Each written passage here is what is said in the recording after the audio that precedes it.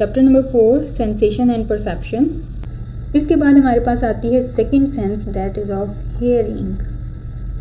Hearing को समझते हैं हम इस स्ट्रक्चर के थ्रू। अब हमारी जो ऑडिटरी सेंसेस होती हैं ये भी एनर्जी को यूज़ करती हैं इन द फॉर्म ऑफ वेव्स। ठीक है, ये चीज़ याद रखनी है। जो हमारी ऑडिटरी सेंस है ये एनर्जी को यूज़ करती है in the form of waves, but sound waves are vibrations in the air rather than electromagnetic waves. Eyes में इलेक्ट्रोमैग्नेटिक वेव्स होती हैं जिनको हम परसीव कर रहे होते हैं, लेकिन यहाँ पर क्या होती हैं, हमारे एयर में वाइब्रेशन हो रही होती है जिसकी वजह से हम आवाज़ को सुन पाते हैं। So here the energy is in the form of waves. And waves कैसे बनती हैं? Vibration in the air. जब एयर में वाइब्रेशन होती है, हवा में वाइब्रेशन होती है, तो हम आवाज़ को सुन पाते हैं। So the sound waves are created by vibrations. तो ये चीज़ याद रखनी है, ये साउंड वेव्स वाइब्रेशन से क्रिएट होती हैं। अब ये जो साउंड वेव्स होती हैं, ये वाइब्रेशन जो होती है ये ट्रैवल करती है कहाँ पे? एयर में। और ये सारी जितनी भी वेव्स होती हैं ये कलेक्ट कर लेता है हमारा कान। कान का जो हमारा आउटर एरिया है, ये वाला आउटर एरिया, इसको हम कहते हैं पिन्ना। ठीक है, तो ये क्या होता है? पिन्ना होता है।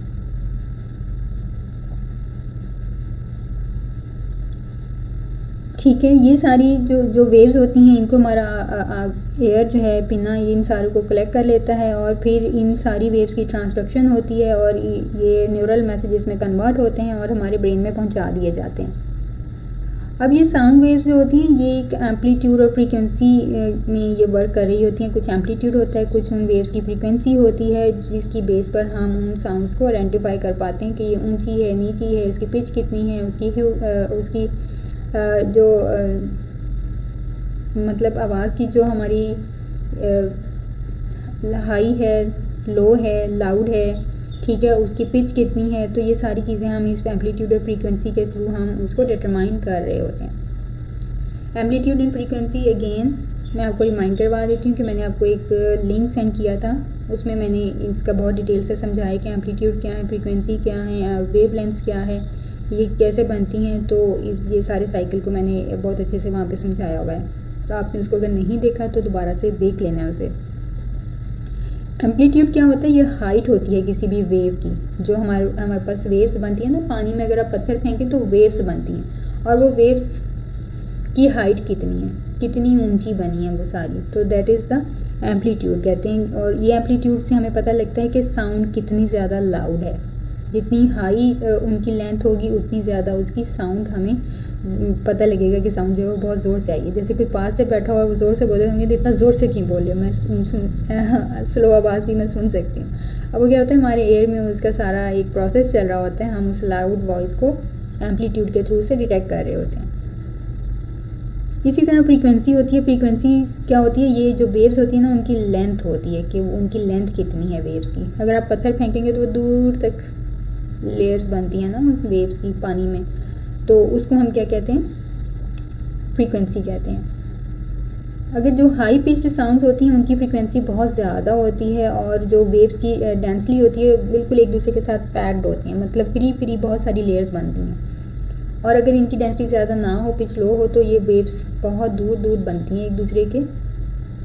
विल पूल अगर आपने कभी देखा हो, पूल में अगर आप पत्थर फेंकें और उसमें जो लेयर्स बन रही होती हैं उसको अगर देखा हो तो वो सारी चीज़ें ये इसके साथ कंपैरिजन करके आप देख सकते हैं कि ये क्या होती हैं। एम्पलीट्यूड क्या होता है, फ्रीक्वेंसी क्या होता है। फर्दर आप वो वीडियो देखेंगे तो आपको ये चीज़ क्लियर हो जाएगी। ये अक्सर पूछा जाता है कि जो एम्पलीट्यूड है ये हेयरिंग में किस चीज़ को बताता है, मतलब लाउडनेस को या उसकी पिच को, या फ्रीक्वेंसी लाउडनेस को बताती है, पिच को डिस्क्राइब करती है। ये चीज़ अक्सर पूछ ली जाती है, तो इसको आपने याद रखना है।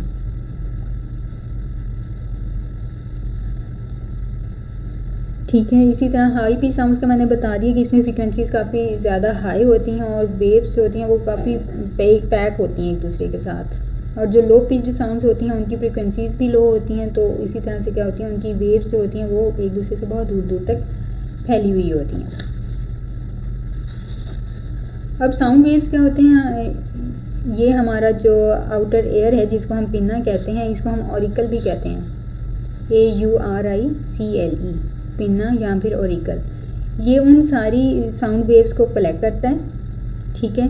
उसके बाद जो वेव्स होती हैं वो ट्रैवल करती हैं down to the ear canal, that is external auditory canal या फिर एयर कैनाल। यहाँ से साउंड क्या करती है, ट्रैवल करती है और कहाँ तक पहुँच जाती है, हमारे एयर ड्रम तक, that is the air drum. ये जो आपको एक शेप नज़र आ रही है इसको हम कहते हैं एयर ड्रम। एयर ड्रम के अलावा इसको हम टिम्पैनिक मेम्ब्रेन भी कहते हैं। सो पिना से वेव लेंस को साउंड वेव्स को कलेक्ट किया, एक्सटर्नल ऑडिटरी कैनाल तक उसको पहुंचाया, वहाँ से ये पहुंची सीधी एयर ड्रम तक या टिम्पैनिक मेम्ब्रेन तक। अब टिम्पैनिक मेम्ब्रेन क्या है, ये एक बहुत ही थिन मेम्ब्रेन होती है। जैसे ही साउंड वेव्स इसको हिट करती हैं तो ये मेम्ब्रेन क्या होती है, वाइब्रेट होती है, ठीक है। अब ये जो मेम्ब्रेन है ये फर्दर अटैच होती है हमारी जो 3 स्मॉल बोन्स होती हैं हमारे मिडल एयर में। हमारे पास 3 स्मॉल बोन्स होती हैं, मेलस, इनकस एंड स्टेप्स।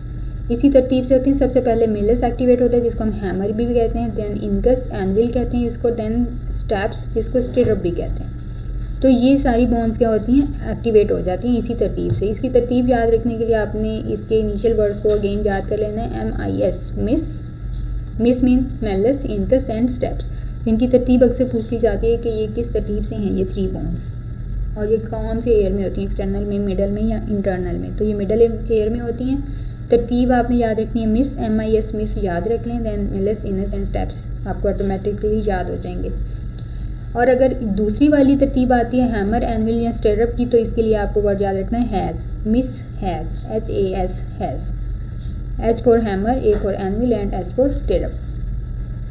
तो जैसे ही ये एयर ड्रम से ये वाइब्रेट होता है, इसकी वाइब्रेशन से जो हमारी ये इनर स्मॉल बोन्स हैं मिडल एयर में, ये तीनों एक्टिवेट हो जाती हैं, ठीक है। और ये तीनों ही एक दूसरे के साथ कनेक्टेड होती हैं। एयर ड्रम कनेक्ट करता है हैमर के साथ, हैमर कनेक्ट होता है एनविल के साथ, और ये फर्दर कनेक्ट होता है स्टिरअप के साथ। अब इनमें जब वाइब्रेशन होती है, ये सारा काम जो कान में हो रहा है ना, हमारे एयर में हो रहा था, ये सारा वाइब्रेशन पे हो रहा है, हर चीज़ वाइब्रेट होगी यहाँ पे, ठीक है। ये 3 बोन्स जब एक्टिवेट होती हैं तो ये पहुँच जाती वाइब्रेट होती हैं, तो ये फर्दर अब जाके वाइब्रेट करती हैं किसको, ओवल विंडो को। तो यहाँ पे आपको एक छोटी सी ओवल विंडो नज़र आएगी। ये ओवल विंडो जैसे ही ये 3 बोन्स ओवल विंडो को में मैसेज को ट्रांसफ़र करती हैं, इन सारी वाइब्रेशंस को उसमें ट्रांसफ़र करती हैं। तो ये जो मेम्ब्रेन है ये बिल्कुल एयर ड्रम की तरह ही होती है। ओवल विंडो और एयर ड्रम की मेम्ब्रेन बिल्कुल सेम होती हैं, थिन होती है, वाइब्रेट करती है। अब ये जो ओवल विंडो होती है ये फर्दर अटैच होती है किसके साथ, ये कोकलिया के साथ। ये आपको एक स्नेल शेप्ड एक स्ट्रक्चर नज़र आता है हमारे इनर एयर में, जिसको हम कहते हैं कोकलिया। कोकलिया में फ्लूइड एक होता है, वो इस फ्लूइड के साथ ये सारा कोकलिया फिल्ड होता है, ठीक है। और इसकी शेप कैसी होती है, एक स्नेल शेल टाइप इसकी शेप होती है, फ्लूइड के साथ ये फिल होता है। और इसके दरमियान, इसके अंदर क्या होते हैं, बहुत से छोटे छोटे टीनी हेयर्स होते हैं, ठीक है। So the cochlea is lined with hair cells connected to the organ of Corti. और ये कोटी क्या है, ऑर्गन ऑफ कोटी क्या है, these are the neurons activated by the movements of hair cells. अब ये जो इसमें हेयर सेल्स होते हैं इनकी ये न्यूरॉन्स होते हैं बेसिकली। तो जैसे ही वाइब्रेशन यहाँ पे पहुँचती है, फ्लूइड, इस ओवल विंडो की वाइब्रेशन से फ्लूइड जो है वो मूव होता है, उसकी बेसिस पे फिर उसमें जो टीनी हेयर सेल्स हैं वो एक्टिवेट हो जाते हैं। टीनी सेल्स क्या हैं, न्यूरॉन्स हैं, वो एक्टिवेट हो जाते हैं, ठीक है। अब यहाँ पे ट्रांसडक्शन अकर होती है, जैसे ही ये सेल्स मूव होते हैं वहाँ पे ट्रांसडक्शन अकर होती है। तो ट्रांसडक्शन मीन्स क्या है, जो भी हमारे पास वेव्स आई हैं इन अ फॉर्म ऑफ वाइब्रेशन, और वो वहाँ पे कन्वर्ट हो जाती है किसमें, न्यूरल इम्पल्सिस में। सो द ऑर्गन ऑफ कोटी फायर्स, ये जो भी न्यूरॉन्स हैं, टीनी सेल्स हैं, टीनी हेयर्स हैं, ये फायर करते हैं, और फिर जो इम्पल्सिस होती हैं ये ब्रेन के ऑडिटरी नर्व की तरफ ट्रांसमिट हो जाती हैं, ठीक है। ऑडिटरी नर्व की तरफ ये ट्रांसफ़र होती हैं। ये आपको साइन पे ऑडिटरी नर्व नज़र आ रहा है, ठीक है। सो ये सारी कोकलिया से इंफॉर्मेशन जो है ऑडिटरी नर्व में ट्रांसफ़र होती है। यहाँ से क्या पे जाती है, ये ऑडिटरी कॉर्टेक्स में चली जाती है। ऑडिटरी कॉर्टेक्स कहाँ पे है, हमारी टेम्पोरल लोब में है, और टेम्पोरल लोब कहाँ पे है, हमारे ब्रेन में है, ठीक है। तो से ये सारी ऑडिटरी सेंसेस कहाँ पे चली जाती हैं? हमारे ब्रेन में। अब यहाँ पे दो और टर्म्स जो आपको याद रखनी है वो है एयर वैक्स। एयर के अंदर एक वैक्स होती है जिसको हम अक्सर अपने कान की सफाई में एयर वैक्स को निकाल लेते हैं, तो इसको हम कहते हैं सीरोमेन, CERUMEN, सीरोमेन। इसी तरह से जो एयर हेयर्स होते हैं इसको हम सीलिया कहते हैं, ठीक है। सीलिया, CILIA, सीलिया, या फिर इसको स्टीरियोसीलिया भी कहते हैं, STEREO, स्टीरियो, CILIA, सीलिया। सो ये जो टेनी हेयर्स होते हैं हमारे कोकलिया में इनको हम सीलिया कहते हैं, सीलिया बॉडी भी कहते हैं, स्टीरियोसीलिया भी कहते हैं, ठीक है। तो ये इनके टर्म्स हैं, कुछ नाम्स हैं जो आपने याद रखने हैं। एक्सटर्नल लेयर में क्या आ गए हैं आपके? ऑडिटरी कैनाल है, और उसके बाद मिडल लेयर में आपके पास एयर ड्रम है और आपके पास 3 स्मॉल बोन्स हैं। फिर इनर लेयर में आपके पास कोकुलिया है, ऑडिटरी नर्व है। इसके अलावा हमारे पास ये एक छोटा सा स्ट्रक्चर है जिसको हम सेमी सर्कुलर कैनाल्स भी कहते हैं। ये कहाँ पे वर्क करती हैं इसको हम नेक्स्ट सेंसेस देखेंगे, तो वहाँ पे मैं बताऊंगी कि ये कैनाल्स कहाँ पे वर्क करती हैं। तो अब आप इसके स्ट्रक्चर को ज़हन में रखेंगे, ठीक है। जिस तरह हमारे पास विजन की थेरीज थी, इसी तरह से हमारे पास फ्रीक्वेंसी की भी थेरीज हैं। फ्रीक्वेंसीज़ की थेरीज क्या कहती हैं? सॉरी, फ्रीक्वेंसी थेरी नहीं, हेयरिंग थेरी, पीछे से स्टार्ट करते हैं। पिच थेरीज, ठीक है। हेयरिंग से रिलेटेड है हमारे पास पिच थेरीज। ये पिच थेरीज सबसे पहले प्रपोज किसने की थी? 1886 में हमारे पास एक ब्रिटिश फिजियोलॉजिस्ट थे, विलियम रदरफोर्ड। उन्होंने ये पिच थेरीज सबसे पहले प्रपोज की थी। WILLIAM, William Rutherford, RUTHER, rather, FORD, Ford, Rutherford. अच्छा जी, ये क्या कहते हैं कि हमारा जो जितना भी हमने ऊपर हेयरिंग प्रोसेस एक्सप्लेन किया है, अब हम किस तरह से सुनते हैं और कैसे हम डिफरेंट पिचेस या साउंड्स को एक्सप्लेन करते हैं, उनको सुन सकते हैं, ये सारा प्रोसेस होता कैसे है, बेसिकली ये पिच थेरीज उसको एक्सप्लेन करती हैं। जैसे कि हमने कलर विजन में देखा कि हमारे पास 2 डिफरेंट थेरीज हैं जो उस सारे प्रोसेस में इन्वॉल्व होती हैं, ताकि हम विजन कलर्स को सही तरह से कैसे और क्यों आइडेंटिफाई करते हैं उसे एक्सप्लेन कर सकें। इसी तरह से हेयरिंग में भी हमारे पास 2 थेरीज हैं जो इस सारे प्रोसेस को डिस्क्राइब करती हैं। सो that is involve in hearing pitch में हमारे पास कौन सी 2 थेरीज हैं? एक है प्लेस थेरी और दूसरी है फ्रीक्वेंसी थेरी। सो ये 2 थेरीज आती हैं हमारे पास हेयरिंग में। सबसे पहले प्लेस थेरी। प्लेस थेरी क्या कहती है? Place theory holds that the hair cells in the cochlea respond to different frequencies of sound based on whether they are located in the cochlea. Some bands in response to high pitches and some to low. अब ये जो भी हमने टिनी hairs की बात की कि हमारे कोक्लिया के अंदर कुछ डिफरेंट सीलिया होते हैं, न्यूरॉन्स होते हैं या टिनी हेयर्स होते हैं, वो डिफरेंट जब ये फ्लूइड उसमें मूव करता है तो वो मूव करते हैं, वो एक्टिवेट हो जाते हैं। लेकिन ये प्लेस थेरी बताती है कि वो जो टिनी हेयर्स भी होते हैं ना, वो भी डिफरेंट पिचेस पे एक्टिवेट होते हैं। कुछ हेयर्स बेंड होते हैं अगर पिच बहुत ज़्यादा हाई हो, या और कुछ पिच टिनी हेयर्स उस वक्त बेंड होते हैं जब हमारी जो पिच होती है साउंड की वो बहुत ज़्यादा लो हो। तो यहाँ पे क्या है? We sense pitch because the hair cells move in different places in the cochlea. Cochlea के डिफरेंट प्लेसेस में डिफरेंट तरह के हेयर सेल्स हैं या सीलियाज हैं, वो उन पिचेस के अकॉर्डिंग मूव होते हैं जो कोक्लिया में डिफरेंट प्लेसेस पे एडजस्ट हुए हुए हैं। So that's why it's called a place theory के हर जो हेयर सेल्स हैं वो उनकी एक अपनी प्लेस है और डिफरेंट पिचेस पे अपनी अपनी प्लेस पे वो रिस्पॉन्ड करते हैं या नहीं करते, ठीक है। Then the next theory is frequency theory. Frequency theory को हम टेम्पोरल थेरी भी कहते हैं, और फ्रीक्वेंसी थेरी की बेस पर ही हमारी जितनी भी टेलीफोन की थेरीज है ना, हम एक दूसरे की आवाज़ सुन सकते हैं, बात कर सकते हैं, वेव्स होती हैं, ये सारी भी फ्रीक्वेंसी थेरी से ही लिंक करके बनाई गई हैं, जितनी भी टेलीफोनिक थेरीज हैं, ठीक है। फ्रीक्वेंसी थेरी को हम टेम्पोरल थेरी भी कहते हैं।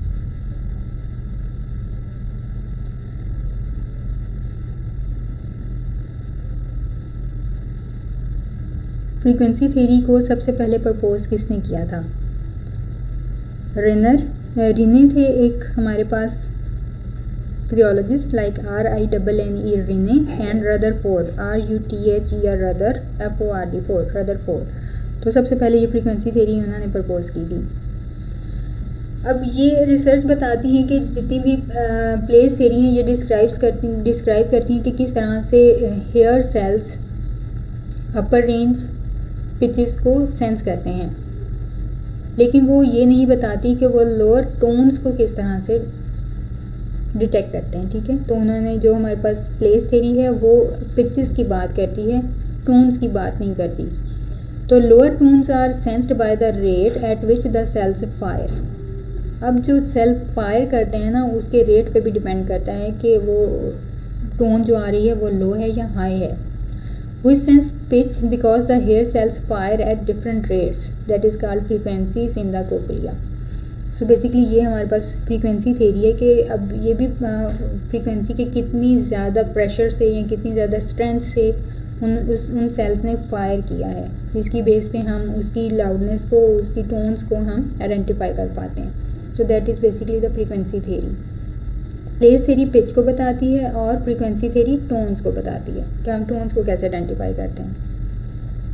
अब इससे रिलेटेड हमारे पास जो डिसफंक्शनिंग आती है वो है कौन सी, डेफनेस। डेफनेस क्या होता है?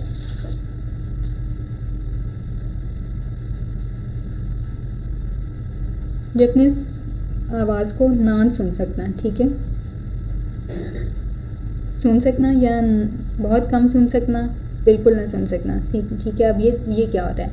An understanding of how hearing works explain hearing problems as well. तो हम आवाज़ को किस तरह से सुनते हैं, इसके साथ साथ हमें इसमें हेयरिंग प्रॉब्लम्स भी एक्सप्लेन करनी है कि ये हेयरिंग प्रॉब्लम्स होती क्या क्या हैं। सबसे पहले कंडक्शन डेफनेस।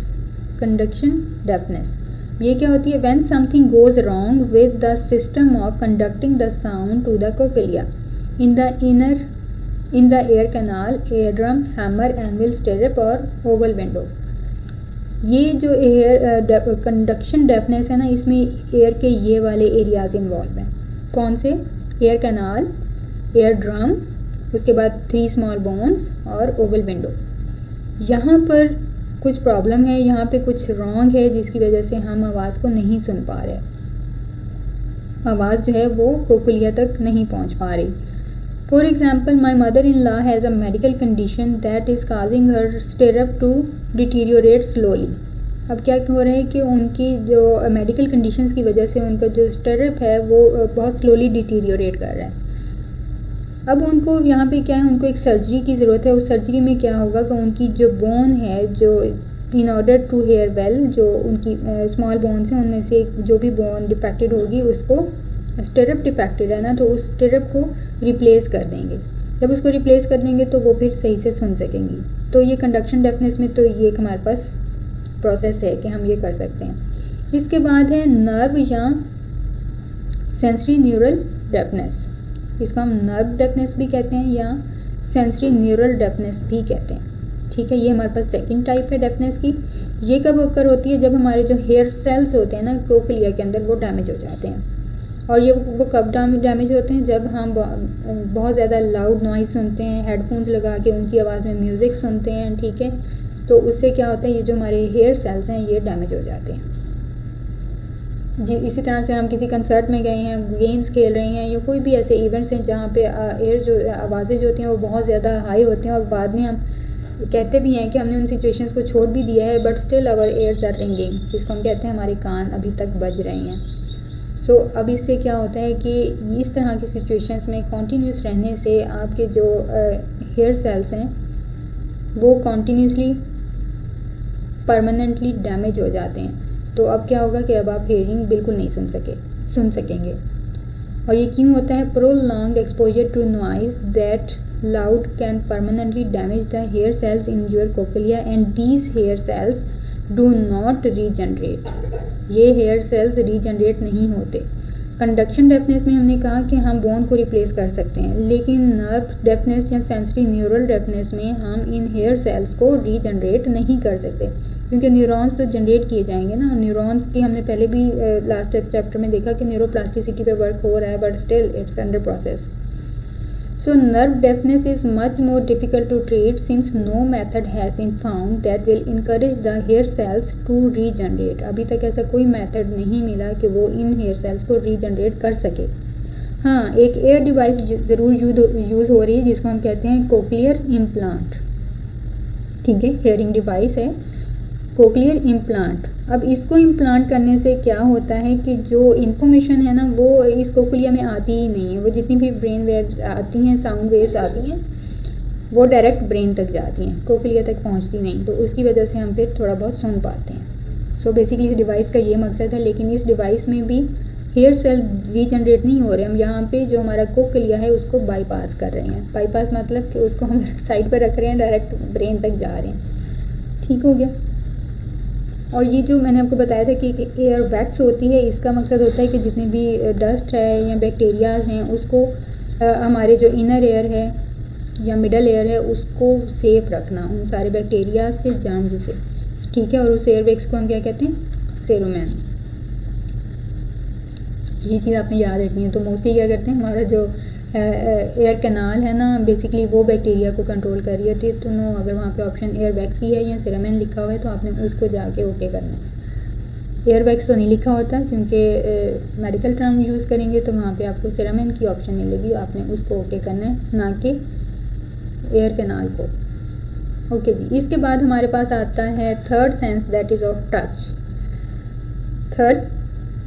टच को हम टेक्टाइल सेंसेशन भी कहते हैं। ठीक है, अब इसमें टेक्टाइल सेंसेशन टच में क्या क्या आ जाता है? इसमें टच है, पेन है और टेम्परेचर है। ये तीनों चीज़ें हैं जो इस सेंस में या टेक्टाइल सेंसेशन में हम उनको सेंस करते हैं। अब टच के अंदर जो हमारा ऑर्गन, बॉडी का ऑर्गन जो इन्वॉल्व है वो है स्किन। ठीक है, विजन में आइज़ हैं, हेयरिंग में ईयर्स हैं और टच में स्किन है। और याद रखिएगा कि स्किन हमारी बॉडी का एक लार्जेस्ट ऑर्गन है। Skin is the largest organ in the body.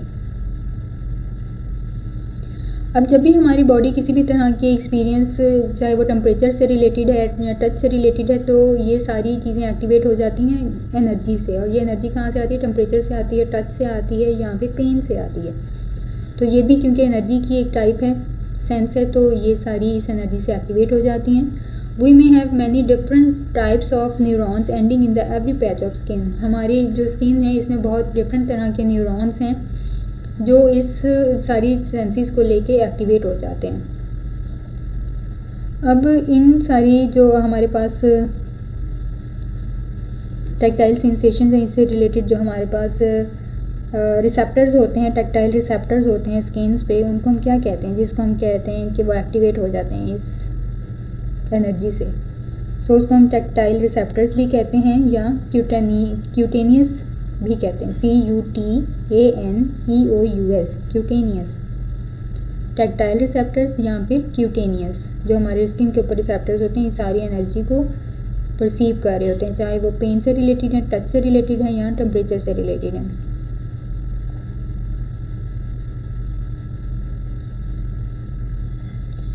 कुछ हमारे पास नर्व्स एंडिंग्स होती हैं जो प्रेशर को लेकर रिस्पॉन्ड करती हैं, कुछ टेम्परेचर को लेकर रिस्पॉन्ड करती हैं। अब टेम्परेचर को लेकर भी जो रिस्पॉन्स करती हैं ना, तो वो भी दो तरह की होती हैं। ठीक है, दो फाइबर्स होते हैं, एक होते हैं कोल्ड फाइबर्स और दूसरे होते हैं वार्म फाइबर्स, टेम्परेचर से रिलेटेड। वार्म फाइबर्स कब एक्टिवेट होते हैं? जब हम किसी वार्म स्टिमुलस को सेंस करते हैं। और कोल्ड फाइबर्स कब एक्टिवेट होते हैं, कब फायर करते हैं? जब हम किसी कोल्ड स्टिमुलस को परसीव करते हैं या सेंस करते हैं। सो ये दो तरह के फाइबर्स होते हैं हमारे टेम्परेचर से related, cold fibres and warm fibres.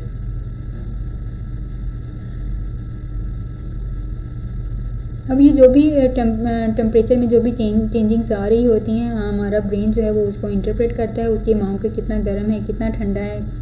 ठीक है, उस सारी जो भी इंटेंसिटी है उसको परसीव कर रहे होते हैं। इसी तरह से टच की भी इंटेंसिटी होती है कि लाइट टच है या हार्ड बो है, हम उसको भी परसीव कर रहे होते हैं। And we also sense placement of touch by the place on our body where the nerve ending fires. हमारी बॉडी में कहाँ पे टच हो रहा है, हम उस चीज़ को भी सेंस कर रहे होते हैं।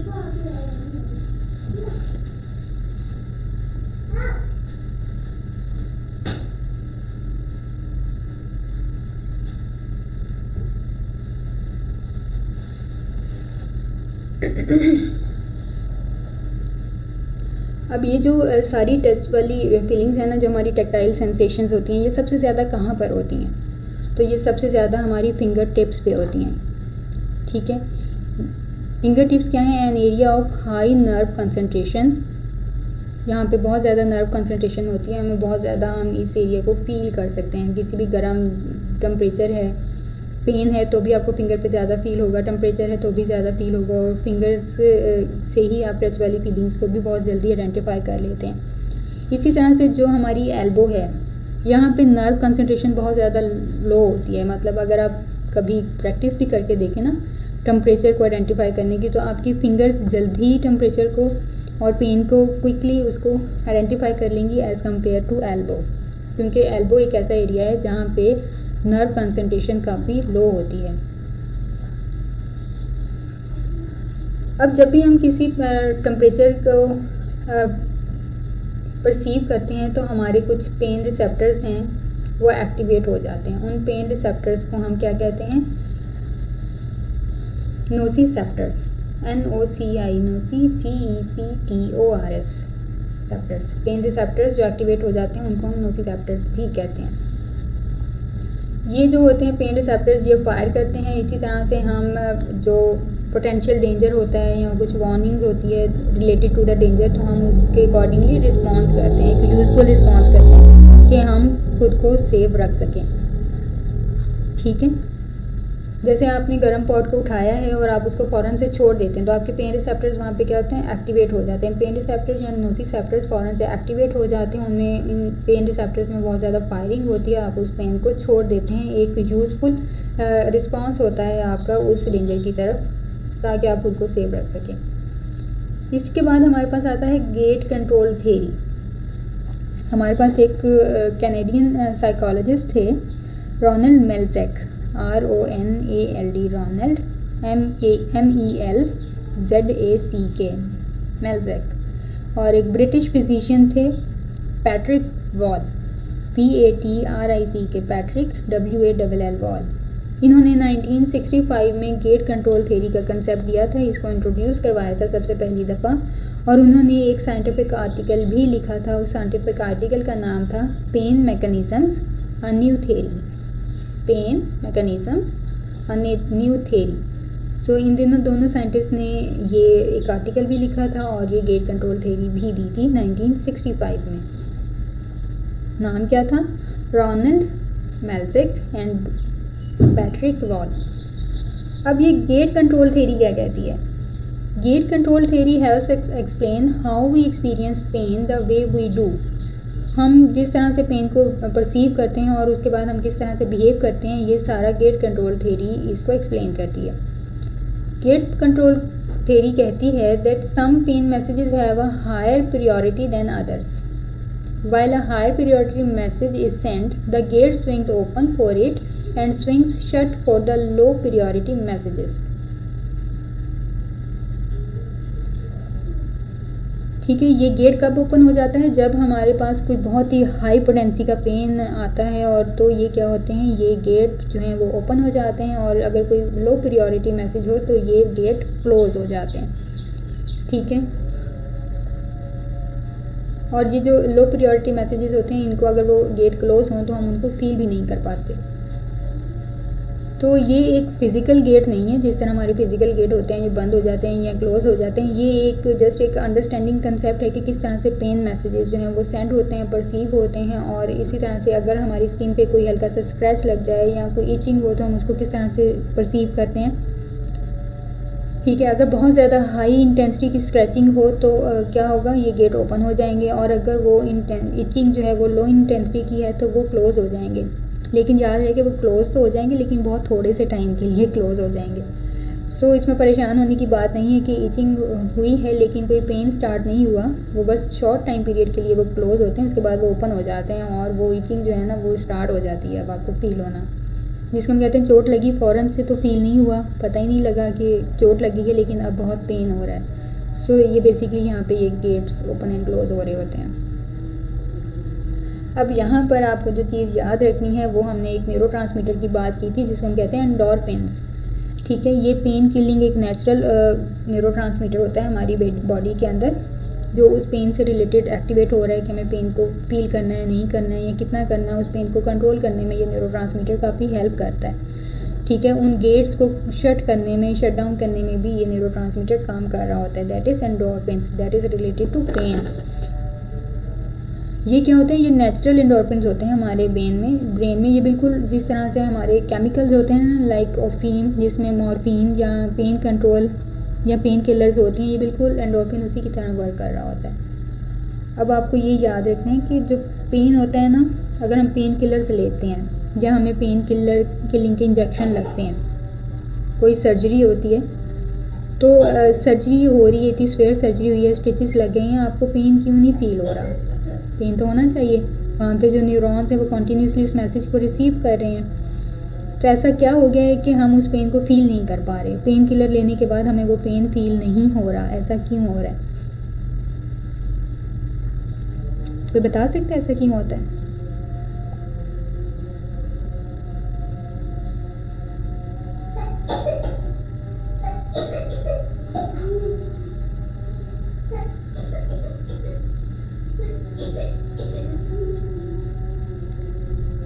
क्वेश्चन ये है कि जब हम पेन किलर लेते हैं, अब हमें स्वे किस्म के, फॉर एग्ज़ाम्पल कट लग गया आपकी फिंगर के ऊपर, ठीक है, या ऑयल गिर गया, कुछ भी हो गया, आपको बहुत ज़्यादा पेन हो रहा है, या फिर आपकी सर्जरी हुई है, स्टिचेस लगे हैं आपको, और उन स्टिचेस के बाद आपको कुछ मेडिसिन दी जाती हैं, या ड्यूरिंग द हॉस्पिटलाइजेशन आपको कुछ इंजेक्शन लगते हैं जो पेन किलिंग का काम कर रहे होते हैं। तो अब बाउंड तो अपनी जगह मौजूद है, तो आपको उसका पेन क्यों नहीं फील होता उन पेन किलर्स के बाद?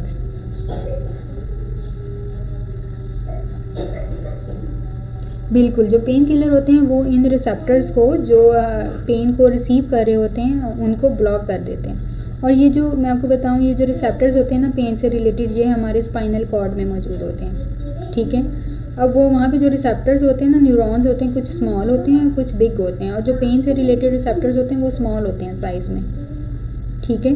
जब बहुत ये पेन रिसीव कर रहे होते हैं ना, तो ये जो स्मॉल न्यूरॉन्स हैं ना, ये एक्टिवेट हो जाते हैं, जिसको हम ये ओपन गेट थ्योरी कहते हैं। अब यहाँ पे क्या है? Pain is still present to the extent that a stimulus is triggering noci receptors in the body.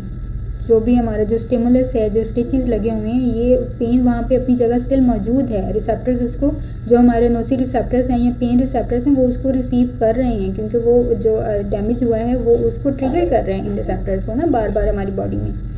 लेकिन जो हमारा ब्रेन है वो इन जो हमारे मैसेज है जो इस न्यूरल इम्पल्स के थ्रू स्पाइनल कॉर्ड तक जा रहा है, वो उसको परसीव नहीं कर पा रहा, ठीक है, because the pain messages are blocked by the spinal cord. हम जो भी हमें पेन किलर्स दी जाती हैं, मेडिसिन दी जाती हैं, हम मॉर्फिन ले रहे हैं, ओपीम ले रहे हैं, या एंडोर्फिन्स नेचुरल हमारा न्यूरोट्रांसमीटर है, ये क्या करता है? स्पाइनल कॉर्ड में जो पेन रिलेटेड मैसेजेस हैं उनको वहाँ पे ब्लॉक कर देता है, उस गेट को क्लोज कर देता है। सो हमारा ब्रेन उस पेन को परसीव ही नहीं कर पाता। जब वो परसीव नहीं कर पाता तो हमें पेन फील ही नहीं होता हमारी बॉडी में, लेकिन पेन होता है, वो कॉन्टीन्यूसली ट्रिगर हो रहा होता है। सो अगर कहीं पर सर्जरी हुई हो तो उसका असर 4 से 5 घंटे तक रहता है। उसके बाद हमें स्वेयर किस्म की फीलिंग आना शुरू हो जाती है कि हमें बॉडी में पेन हो रहा है। सो हम दोबारा से नर्स को बुलाते हैं कि वो आके फिर हमें पेन किलर लगा के जाती हैं, और वो पेन किलर क्या करते हैं? इन स्पाइनल कॉर्ड के जो रिसेप्टर्स होते हैं, पेन मैसेजेस होते हैं, उनको वहाँ पे ब्लॉक कर देता है, ब्रेन तक पहुँचने ही नहीं देता। सो that is all about touch, कि किस तरह से पेन किलर्स काम करते हैं, और बॉडी में हमारे पेन जो है वो ट्रिगर हो रहा होता है, पेन रिसेप्टर्स उसको ट्रिगर कर रहे होते हैं, पेन इन रिसेप्टर्स को ट्रिगर कर रहा होता है, लेकिन हमारा ब्रेन इनको परसीव नहीं कर रहा होता है, क्योंकि ये न्यूरोट्रांसमीटर्स वहाँ पे जाके अपना काम करते हैं। कौन सा काम करते हैं? जो हमारे एंटेगोनिस्ट होते हैं ना,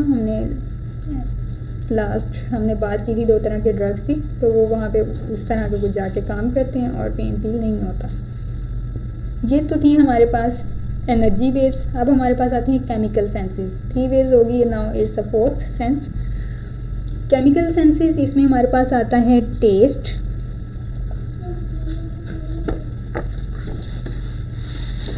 कौन सी आंटी,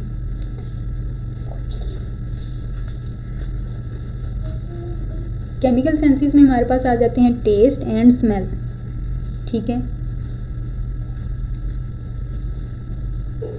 टेस्ट को हम कहते हैं गस्टेशन और स्मेल को हम कहते हैं ऑल्फैक्शन। ये दोनों नाम याद रखते हैं, हम कंफ्यूज हो जाते हैं कि गस्टेशन क्या है और ऑल्फैक्शन क्या है। ऑल्फैक्शन को हम ऑल्फैक्ट्री के साथ या फिर हम विजन के साथ उसको अक्सर कंपेयर कर देते हैं, तो that is olfaction is different. Olfaction is smell and gustation is taste. मुझे बस थोड़ा सा टाइम दें, मैं भी देख के हम जस्ट 2 मिनट्स।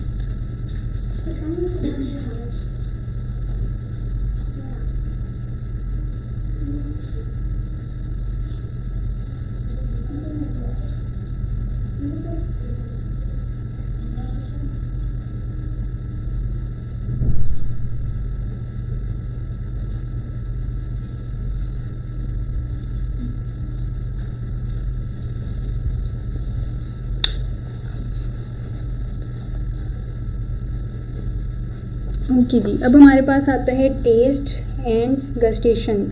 टेस्ट में हमें पता है कि हमारी इसमें टंग इन्वॉल्व है, ठीक है, हम चीज़ों को किस तरह से टेस्ट करते हैं। लेकिन ये जो हमारे पास टेस्ट और स्मेल है ना, इन दोनों का बड़ा बहन भाई का साथ होता है आपस में।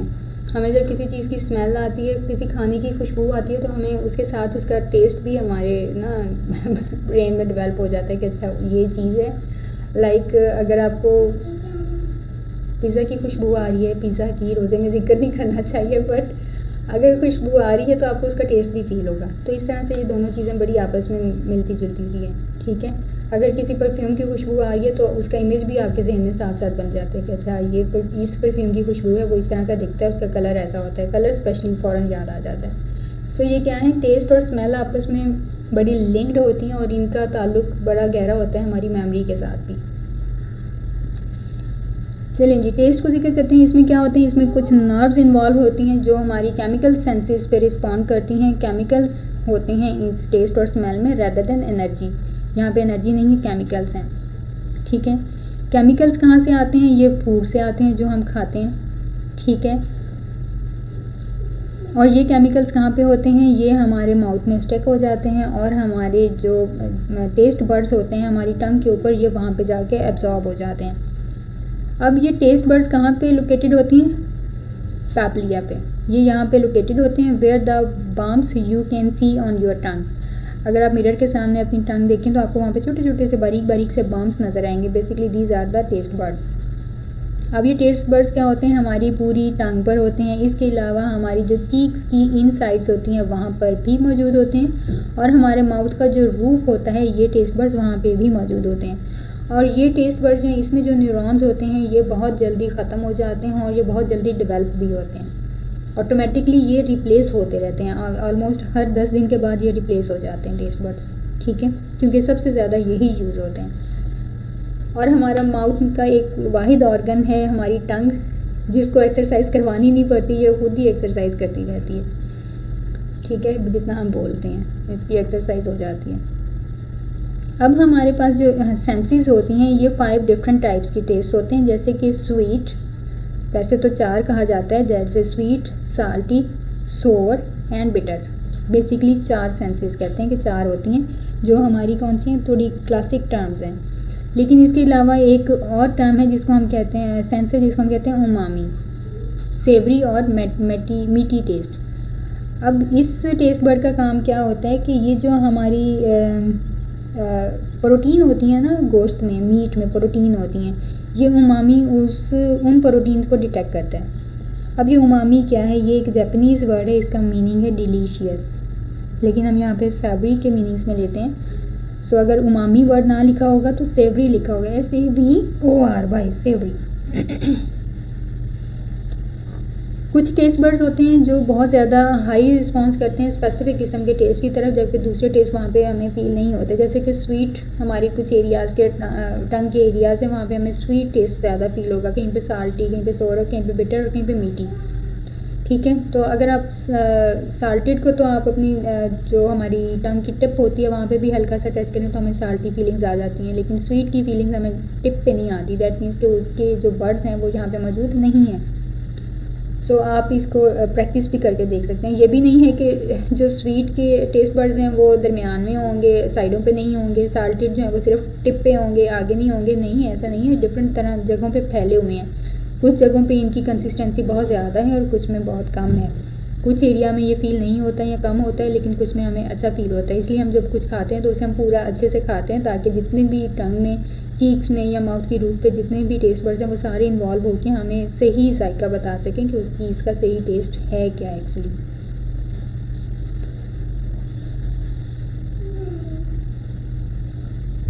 ठीक है, तो जितना ज़्यादा हमारे टेस्ट बड्स उस केमिकल को ऑब्जॉर्व करेंगे उतना ज़्यादा ही हम बता सकेंगे कि फूड जो है वो टेस्ट में कैसा है। तो इसलिए हमें उसको पूरा ही खा के देखना पड़ता है, ताकि ज़्यादा से ज़्यादा केमिकल एब्जॉर्ब कर सकें टेस्ट बड्स और हम उसके टेस्ट को बता सकें। अब यहाँ पर अगर आप मिरर के सामने खड़े होकर देखें अपनी टंग के ऊपर जो हमारे बम्प्स बने होते हैं, अगर ये आपस में बहुत ज़्यादा टाइट हैं, टुगेदर पैक्ड टाइटली टुगेदर, मतलब एक दूसरे के बिल्कुल साथ साथ हैं, कोई स्पेस ही नहीं है, तो इसका मतलब है कि आप फूड के टेस्ट को बहुत इंटेंसली आप आइडेंटिफाई कर सकते हैं। लेकिन अगर ये बम्प्स बहुत दूर दूर हैं, spared apart, then you are probably a weak taster. तो आपका टेस्ट अच्छा नहीं है, आप टेस्ट बता नहीं सकते कि खाने का एक्चुअल टेस्ट क्या है। तो अगर किसी को खाना टेस्ट करवाना हो तो पहले उसके आप टेस्ट बड्स चेक कर लें कि ये बंदा सही टेस्ट बता भी सकता है कि नहीं बता सकता। It's just a joke. तो वैसे अगर हम देखें जो ओल्डर पीपल्स होते हैं ना, बुज़ुर्ग होते हैं, तो उनमें ये जो टेस्ट बड्स होते हैं ये काफ़ी स्प्रेड हुए होते हैं, दूर दूर होते हैं, बहुत ज़्यादा कंजस्टेड नहीं होते जैसे हमारी नॉर्मल टंग्स पे होते हैं।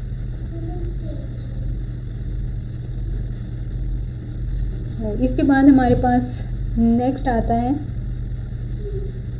अच्छा यहाँ पे मैंने आपको एक चीज़ नहीं बताई कि जब हमारे ये जो टेस्ट बड्स हैं ये किसी भी टेस्ट को रिसीव करते हैं, परसीव करते हैं, हमारे जो बर्ड रिसेप्टर्स हैं टेस्ट को परसीव करते हैं, तो ये ट्रिगर करते हैं उन रिसेप्टर्स को जो इन इन्फॉर्मेशन को ले रहे हैं, जो हमारे बर्ड रिसेप्टर्स हैं उनको ट्रिगर करते हैं। उसके बाद ये इन्फॉर्मेशन जो भी है, मैसेज है, इसको सेंड कर देते हैं हमारे ब्रेन के टेम्पोरल लोब में फॉर फाइनल प्रोसेसिंग। सो हमारे टेस्ट या स्मेल से रिलेटेड जो इन्फॉर्मेशन है वो कहाँ पे जा रही है, टेस्ट से रिलेटेड टेम्पोरल लोब में जाती है। ये चीज़ याद रखनी है, टेस्ट से रिलेटेड इन्फॉर्मेशन भी टेम्पोरल लोब में जाती है, जैसे कि हेयरिंग की जाती है टेम्पोरल लोब में। सो इन दोनों की इन्फॉर्मेशन कहाँ जाती है, टेम्पोरल लोब में। अच्छा जी, ये कुछ पिक्चर है, ये तो उसके बाद हमारे पास आता है स्मेल या फिर ऑल्फैक्शन। अब यहाँ पे हम बात करेंगे ऑल्फैक्टरी सेल्स की। हमारे नोज़ के बिल्कुल ऊपर वाले एरिया में, जैसे नाक ख़त्म होता है, ऊपर से तो हम नहीं बता सकते, लेकिन जब इंटरनल ये ब्रेन की तरफ मूव होता है तो वहाँ पे ऑल्फैक्टरी सेल होता है। जैसे ही नोज़ की कैनाल एंड होती है तो वहाँ पे आपको ऑल्फैक्टरी सेल्स मिलते हैं। ऑल्फैक्टरी सेल्स के ऊपर एक ऑल्फैक्टरी बल्ब होता है। अब ये दोनों किस तरह से काम करते हैं, लेट्स सी। स्मेल को हम क्या कहते हैं, olfaction. Our sense of smell also depends on chemicals. Smell भी केमिकल्स पे डिपेंड करती है, जिसमें मुख्तलिफ़ किस्म के सब्सटेंसेस होते हैं। उन सब्सटेंसेस के मॉलिक्यूल्स होते हैं, जैसे कि फॉर एग्जांपल हॉट चॉकलेट है, अगर उसकी खुशबू हमारे नाक में जाती है तो हम उसको, वो खुशबू कहाँ से आ रही है, उन केमिकल्स के थ्रू आ रही है। जो उसकी खुशबू जो हमारे नाक तक पहुँच रही है वो बेसिकली केमिकल्स होते हैं या मॉलिक्यूल्स होते हैं, जिसको हम डिटेक्ट करते हैं थ्रू आवर नोज़। अब ये जितने भी मॉलिक्यूल्स होते हैं कुछ हमारे नाक तक पहुंच जाते हैं, then the molecules settle in the mucus membrane at the top of each nostril and are absorbed by receptor cells located there. तो वहाँ पे कुछ रिसेप्टर सेल्स होते हैं जहाँ पे ये सारे मॉलिक्यूल्स जाके एब्जॉर्ब हो जाते हैं, और जो हमारी इन जो रिसेप्टर सेल्स हैं जो इस एरिया में लोकेट कर रहे होते हैं, इन रिसेप्टर सेल्स को अभी तक एग्जैक्टली इनकी टाइप को हम आइडेंटिफाई अभी तक नहीं कर सके। ठीक है, some researchers estimate that as many as 100 different types of smell receptors में एग्जिस्ट। ऑलमोस्ट 100 डिफरेंट टाइप्स के रिसेप्टर सेल्स हैं जो वहाँ पे एग्जिस्ट करते हैं, लेकिन उन सेल्स को अभी तक हम डिफ्रेंशिएट नहीं कर सके। जिस तरह के हमने बॉडी के सेल्स को, टच के सेल्स को आइडेंटिफाई कर लिया, इस तरह से हम स्मेल के रिसेप्टर्स को अभी तक आइडेंटिफाई नहीं कर पाए। लेकिन ये पता लग गया है कि ये वाले सेल्स जो हैं ना, ये इस एरिया में मौजूद होते हैं और ये लिंक होते हैं ऑल्फैक्टरी बल्ब के साथ, जैसे मैंने अभी आपको फिगर में दिखाया।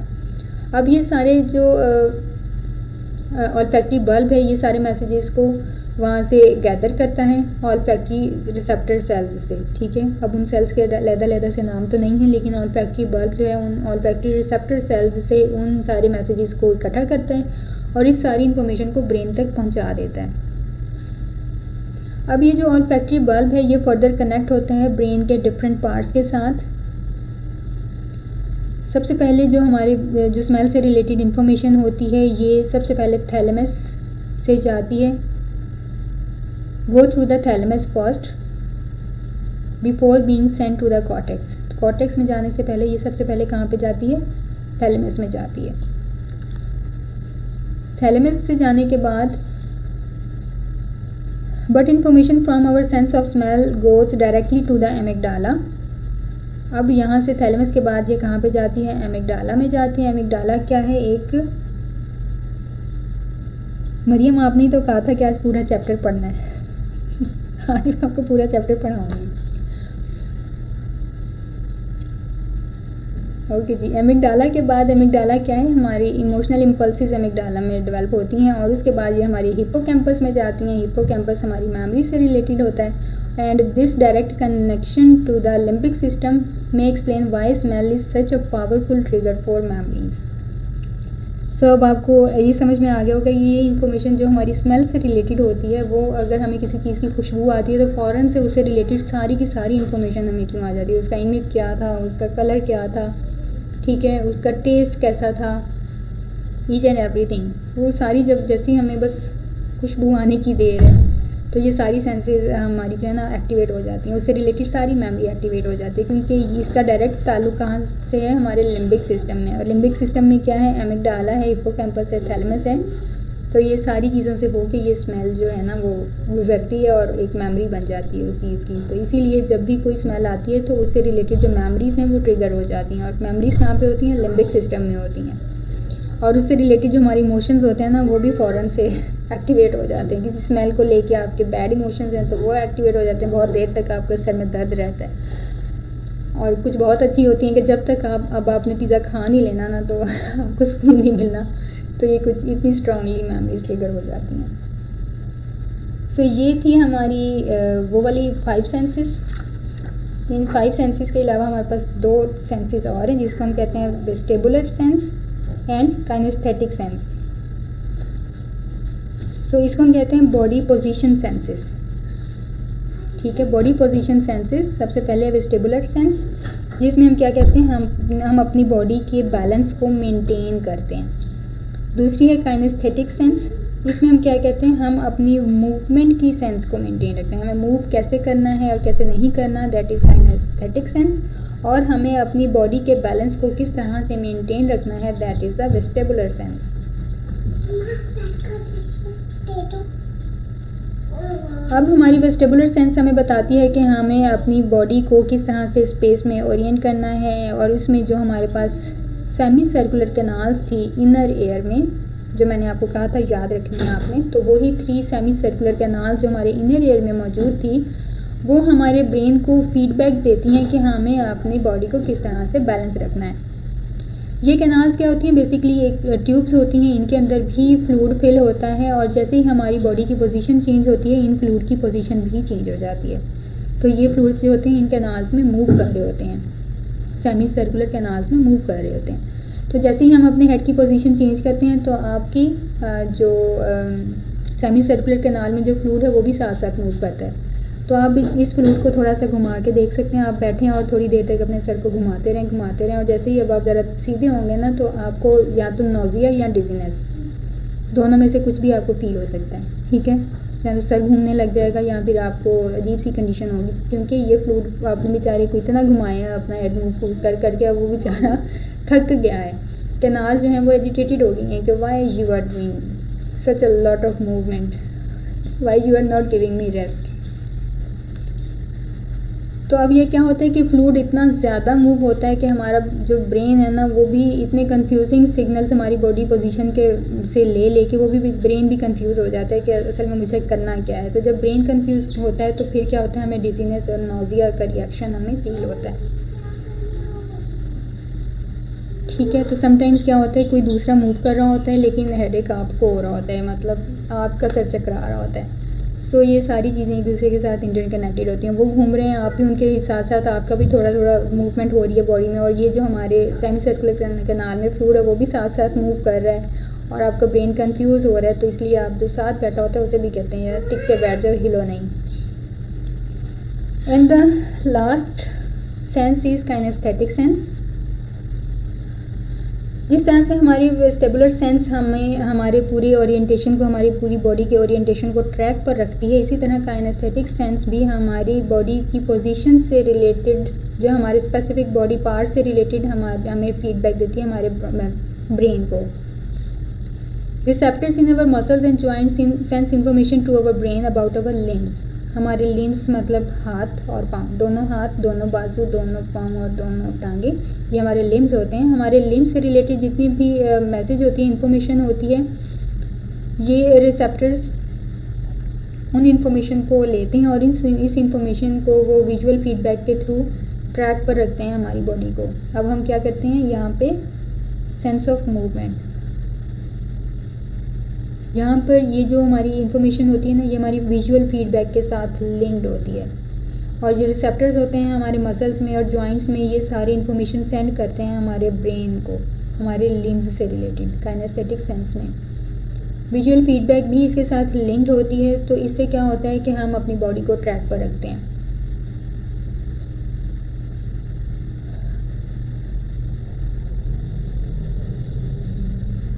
So you could probably reach down with one finger and touch your kneecap with a high degree of accuracy because your kinesthetic sense provides information about where your finger is in relation to your kneecap. अब अगर आप अपनी body के ऊपर अपनी finger को move करते हैं और अपने नी कैप पर लेकर जाते हैं, तो ये काइनेस्थेटिक सेंस ही है जो आपको मूवमेंट की सेंस देती है कि इस वक्त आपकी फिंगर कहाँ पे है और वो मूव कहाँ पे कर रही है, या आपकी नी कैप के कौन से एरिया पे मौजूद है। तो ये सारी इन्फॉर्मेशन जो मूवमेंट से रिलेटेड है वो कौन डील कर रहा है, that is the kinesthetic sense. अब हम ये सारी जितना भी हमने स्टडी किया सेंसेस को, इसकी एक क्विक समरी देख लेते हैं इस टेबल में। सेंसरी सिस्टम विजुअल, यहाँ पे रिसेप्टर सेल्स कहाँ पे लोकेट करते हैं, आईज़ में। टाइप ऑफ एनर्जी क्या होती है, यहाँ पे लाइट होती है। ट्रांसडक्शन कहाँ पे होती है, रॉड्स एंड कॉन्स में, और रॉड्स एंड कॉन्स कहाँ पे होते हैं, रेटिना पे मौजूद होते हैं। और सेंट्रल लोकेशन कौन सी है, जहाँ पे ये सारी इंफॉर्मेशन प्रोसेस हो रही है, ऑसिपिटल लोब है।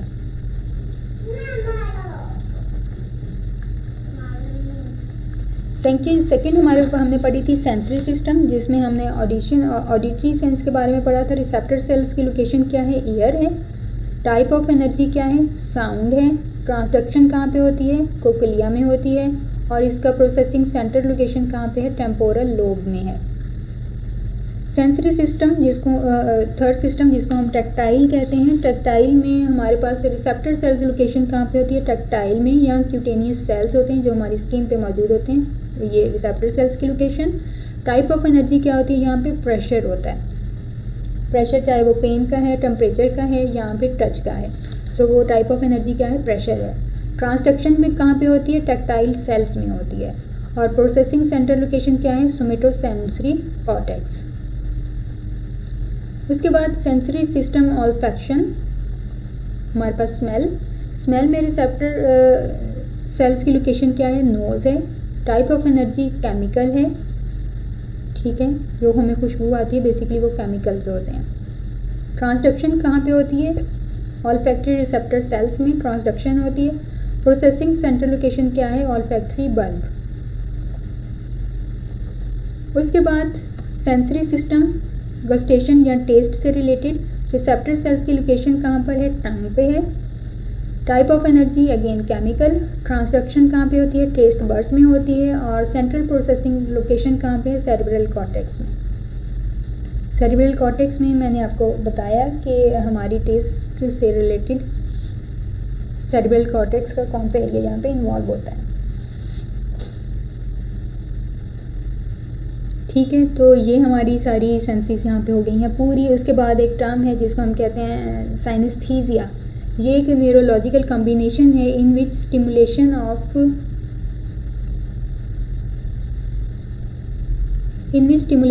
one sense leads to automatic activation of another sense. For example, one might hear, then we also memorize the color of air. So synesthesia क्या है? अगर हमारी कोई एक सेंस एक्टिवेट होती है, स्टिमुलेट होती है किसी भी न्यूरोलॉजिकल कंडीशन की वजह से, तो उससे हमारा जो दूसरी सेंस है वो ऑटोमेटिकली एक्टिवेट हो जाती है. जैसे कि अगर हम किसी चीज़ का नाम सुनते हैं तो उसका कलर भी फ़ौरन से ज़हन में आ जाता है. So that is the synaesthesia. जैसे मैंने आपको टेस्ट स्मेल से रिलेटेड एग्जांपल दी कि हमें किसी चीज़ की स्मेल आती है तो उसकी शेप, उसका कलर और उसका टेस्ट, हर चीज़ जहन में आ जाती है. सो ये एक चीज़, एक सेंस का स्टिमुलेट होना, उसके साथ साथ ऑटोमेटिकली दूसरी सेंसेस का भी एक्टिवेट हो जाना, दैट इज़ कॉल्ड सिनेस्थीसिया. ठीक है, तो ये थी हमारी सारी सेंसेस. इसके बाद हमने जो नेक्स्ट पढ़ना है that is about the perception.